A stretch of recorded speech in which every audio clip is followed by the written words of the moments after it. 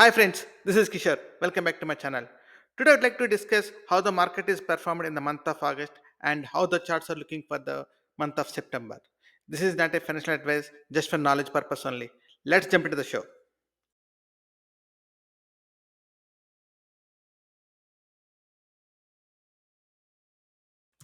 So this is the first fear and greed index. Again, we are back to greed. In the previous week and before 1 week ago, it is neutral, and before that, we know it is greed and extreme greed. Now again, we are back to greed in this week. And this is spice sector chart. If you see here in the last 1 month from August 1st to August 31st, you can see XL performed very well. This is the one throughout the month, almost throughout the month is in green, and it ended up at positive 3.73 percentage. And the utilities is the one beaten down heavily, like minus 6.61 percentage. And the other one is technology XLK. It performed very really well. I mean, last 2 weeks. Otherwise, it was down in the previous, like in by August 23rd, it is a little bit down minus 2 or something, and then it got recovered a little bit and it ended up minus 1.21. And this is spy industries. In the spy industries, you can clearly see oil sectors perform really well. Oil industries like oil and gas and oil services, and the heavily beaten down are XRT, transportation, KRE, regional banks, GDX, gold miners, and jets. So these are all down a lot, like more than 5%. And this is different types of stocks how they perform. If you see here the growth stocks, they've down till August 10 and then bounced a little bit, and again it was down August 18. From there it recovered and they closed at the past like 0.52%. And momentum stocks in the SPY, they performed really well in the month of August and ended up 1.82% up. So now we see how market performed in the month of August and what we can expect in the month of September. The first one is a seasonal chart in the month of September from 1928. It's a very negative month, a bearish month compared to any other month in the year.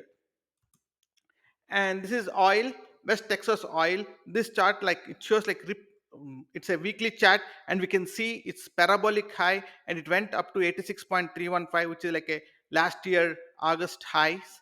Almost it hit there. So now it's a very bullish engulfing candle, but if it crosses here, it put a lot of pressure on the equity market, like Walmart, Target, almost few more stocks. But if it comes back, then it gives some selling pressure relief in the market. This is TNX Treasury yields, 10-year Treasury yield, and QQQ. So on last Friday, TNX went up crazily because bonds are down. So we know TNX and QQQ are inversely proportional. If TNX goes down, QQQ goes up. If TNX goes up, QQQ go down. So looks like TNX is having some bullish kind of thing here. If it goes up, then it put a lot of pressure on the QQQ sector. And this is QQQ daily chat, and it is really good. It performed really well in last 2 weeks, and right now it's closed above 20-day moving average, which is good. But all three green candles are in low volumes. The volumes are decreasing in the green candles, so that is a little bit bearish sign. And also on Friday volume is low. As we know, the Labor Day before days, we can expect some low volume. So we may not give that much high importance to the Friday candle or the Friday volume. But before that, last three Thursday, Wednesday, and Tuesday, so though the candles are green but the volumes are less, so which is a bearish sign to the QQQ. And this is weekly chart for QQQ. So we talked about this chart, and I said in the last week the price should close above 10 weekly moving average. Now it closed above 10 weekly moving average, like 377, and the 10 weekly moving average is 371. So which is good. So if it continues like this, then we can say it's like a cup and handle kind of pattern, and it can move up a little bit up. And this is IWM. So we talked about this. I said like if it breaks 186, it can go up to 189. Now it is at 190 because we saw that there's some consolidation is happening here and ready to rip off. And it went up to 191 and then came down to the 190.85. So these are my next support and resistance levels for in the IWM. Yeah, and this is SPX daily chart. It's in the from last year October till today. So this is in the same regression trend, which is good.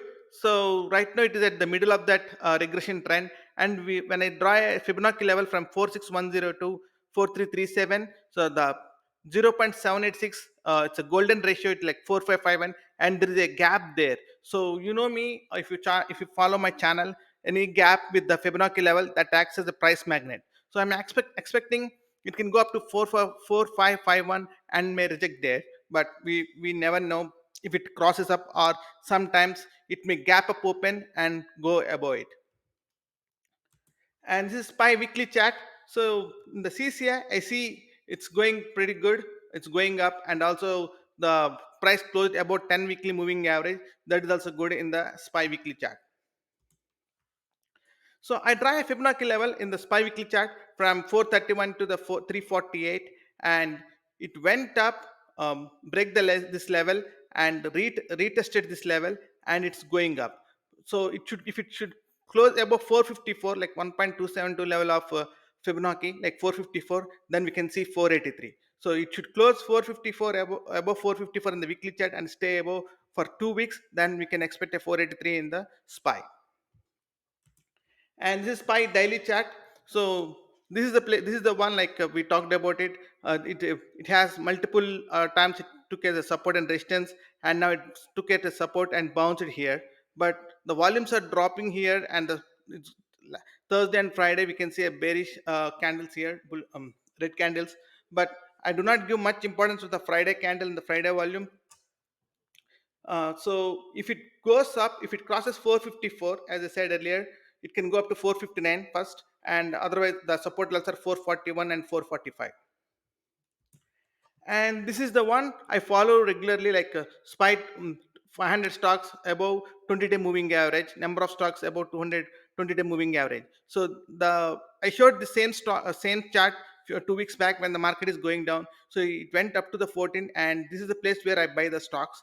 And right now it's at 60.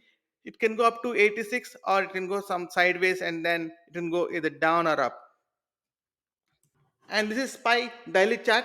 So I draw red boxes whenever there is a dividend, quarterly dividend in the SPY. You can see on the dividend day market went down. So we have a SPY dividend day on September 16th. So we may expect the same kind of market reaction, but we never know. And also in the SPY, next on September 15th we have a OPEX, and also the quarterly, this month end we'll have a quarterly rebalancing of bonds and stocks. So they may, and the whole, the September month is a little bit fight between bulls and bears. The charts looks very good to me, like if they are at the very good levels, about 20-day moving average, and the daily charts are about 10 week moving average. So chart looks bullish, but the seasonality, and there are some economic other economic factors like oil or bonds are putting a lot of pressure on the equity market. So let's see how it perform in this month of September. Hope you like this video. If you like this video, please hit the like button, and any of your friends looking similar kind of content, please share this content with them. Please watch more videos in my channel. If you like, please subscribe and hit bell icon. Thank you so much. Bye bye.